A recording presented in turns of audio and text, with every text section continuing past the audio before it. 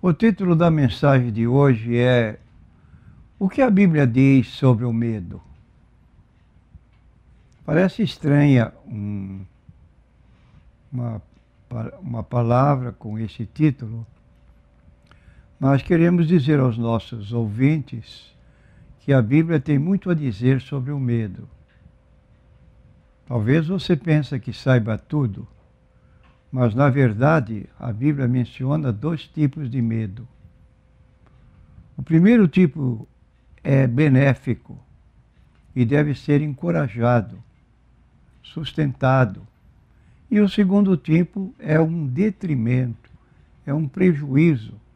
E não só deve ser desencorajado, como também superado. O primeiro tipo de medo é o temor a Deus. Esse tipo de medo não é necessariamente um medo que significa ter medo de algo. Ao invés disso, é um temor respeitoso a Deus, uma reverência pelo seu poder e glória. E esse tipo de medo também é um respeito adequado à sua ira. Em outras palavras, é um reconhecimento total de tudo que Deus é, através de um conhecimento mais profundo dele e dos seus atributos. E há muitas pessoas que efetivamente pouco conhecimento têm de Deus. Ouvem falar, mas não têm uma posição definida.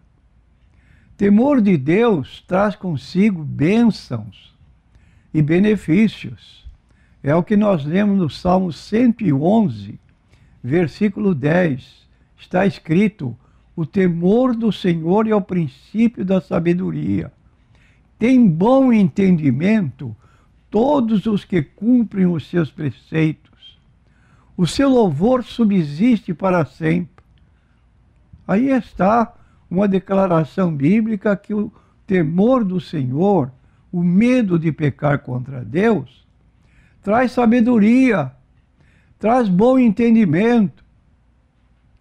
E ainda prosseguindo em outro texto da Bíblia Sagrada, vamos encontrar no livro de Provérbios, capítulo 1, versículo 7, o seguinte: o temor do Senhor é o princípio do conhecimento, mas os insensatos desprezam a sabedoria e a instrução.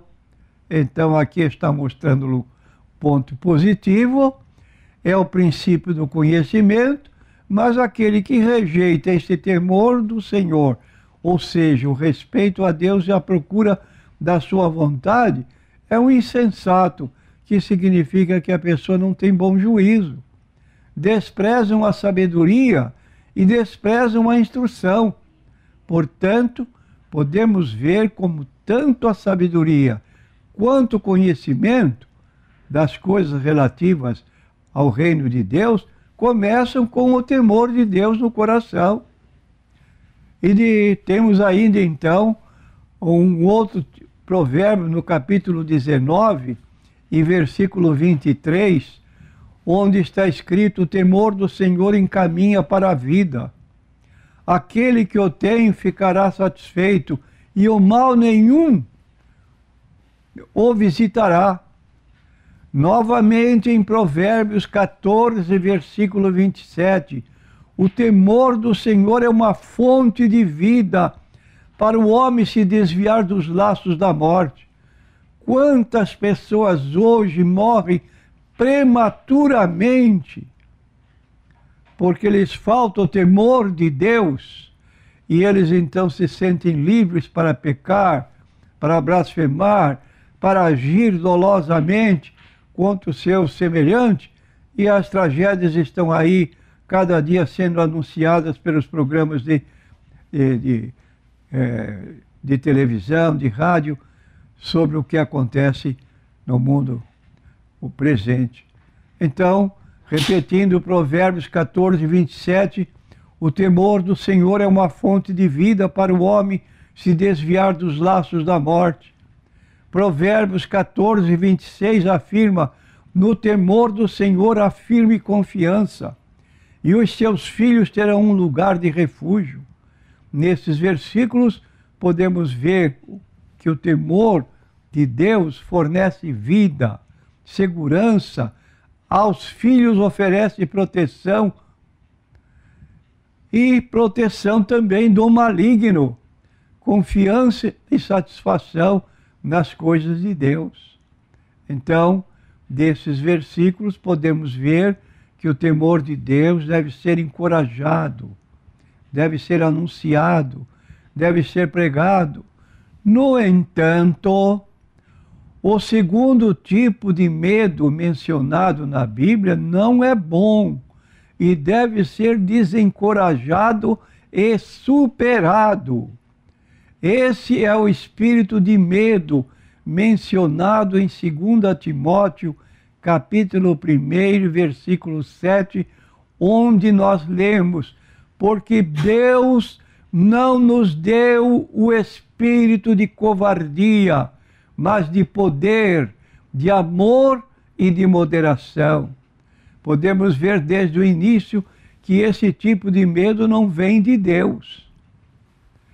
No entanto, às vezes estamos com medo.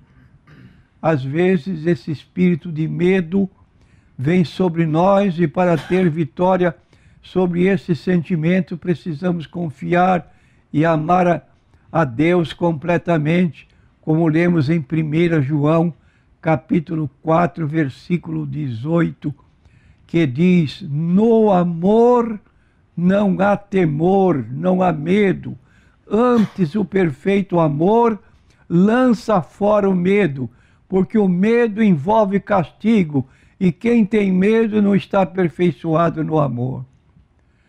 No entanto, ninguém é perfeito, e Deus sabe disso.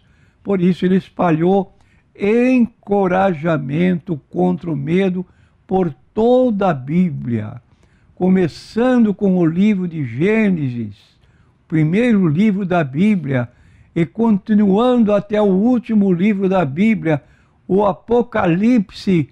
Deus nos diz para não temer. Por exemplo, Isaías 41, versículo 10, nos encoraja muito. Quantas vezes temos lido este versículo que nos traz uma nova força para sobreviver contra as intempéries, contra os problemas que nos cercam. Diz assim o texto, preste bem atenção, meu ouvinte: não temas, porque eu sou contigo. Não te assombres, porque eu sou o teu Deus. Eu te fortaleço e te ajudo e te sustento com a destra da minha justiça. Eu quero dizer a você, meu prezado ouvinte, que eventualmente esteja hospitalizado, às vezes longe dos parentes que não estão a toda hora à cabeceira da cama onde estamos repousando, para nos ajudar, nos encorajar. Mas lembre-se de Isaías 41, versículo 10, que eu vou repetir: não temas. É Deus quem nos fala pelo profeta Isaías, porque eu sou contigo. Não te assombres, porque eu sou o teu Deus. Eu te fortaleço, eu te ajudo, eu te sustento com a destra da minha justiça. A palavra destra significa com a direita da minha justiça. Novamente em Daniel, capítulo 10, versículo 12, lemos que o anjo do Senhor encoraja Daniel. E diz o texto: então me disse o anjo, em que aplicaste o teu coração a compreender e a humilhar-te perante Deus, Daniel, porque desde o primeiro dia teu Deus, por ele são ouvidas as tuas palavras, e por causa das tuas palavras eu vim. Imagine, o anjo desceu do céu para trazer a Daniel a mensagem que ele estava querendo entender, porque Deus ouviu a sua oração. Então, porque nossas orações podem ser ouvidas da mesma forma. E Jesus disse no Novo Testamento: não temais, pois, mais valeis vós do que muitos passarinhos. Mateus capítulo 10, versículo 31. Neste capítulo 10 Jesus apresenta o problema de muitas pessoas que estão tão preocupadas com a vida, que às vezes não dormem pensando no dia de amanhã, o que vai acontecer, o que vai se dar. E Deus então vem com este cuidado através da palavra de Jesus: não temas, pois, mais valeis vós do que muitos passarinhos. Isto é, se Deus cuida dos passarinhos, dando-lhes alimento quando precisam, muito mais de nós. E esses versículos se referem a muitos tipos diferentes de medo. Deus nos diz para não ter medo de ficarmos sozinhos. Quantas pessoas não conseguem, ficam medrosas quando estão sozinhas, de sermos muito fracos, de ninguém nos escutar.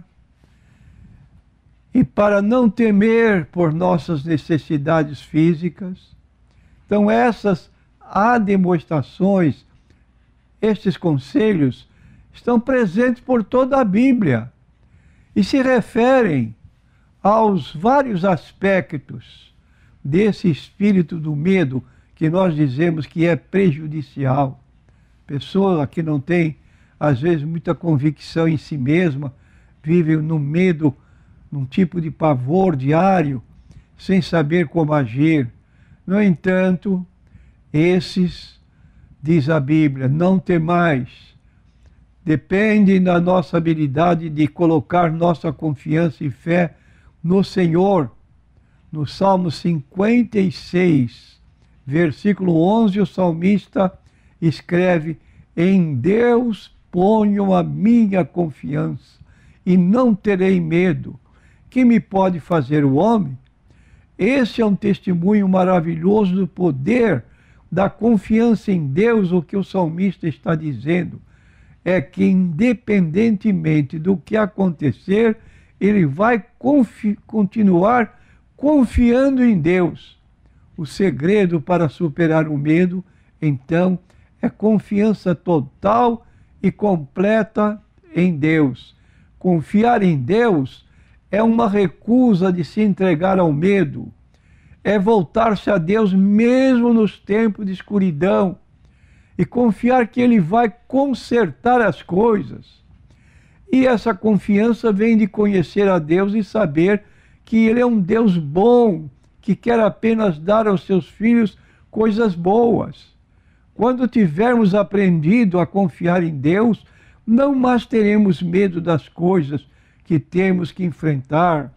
Seremos como o salmista: mas alegrem-se todos os que confiam em ti, exultem eternamente, porquanto tu és os que defendem. Sim, gloriem-te em ti os que amam o teu nome. Está no Salmo 5, em versículo 11. Aqui fica, prezado ouvinte, uma palavra para sua meditação, e procure afastar o medo negativo e apodere-se daquilo que é temor de Deus, para respeitá-lo, para servi-lo, que ele vem em seu encalço para ajudá-lo. Glória a Deus pela sua palavra, que ela possa nos abençoar e nos alegrar.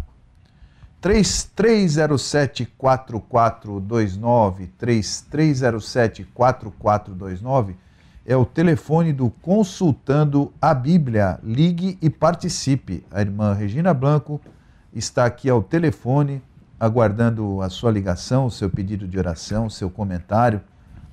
Assim como o Genésio já ligou aqui, outras pessoas já ligaram e fizeram a sua pergunta. Ligue você também e participe. Nós vamos a um intervalo musical e retornaremos em seguida com Você Pergunta, e o pastor Natanael Rinaldi responde consultando a Bíblia.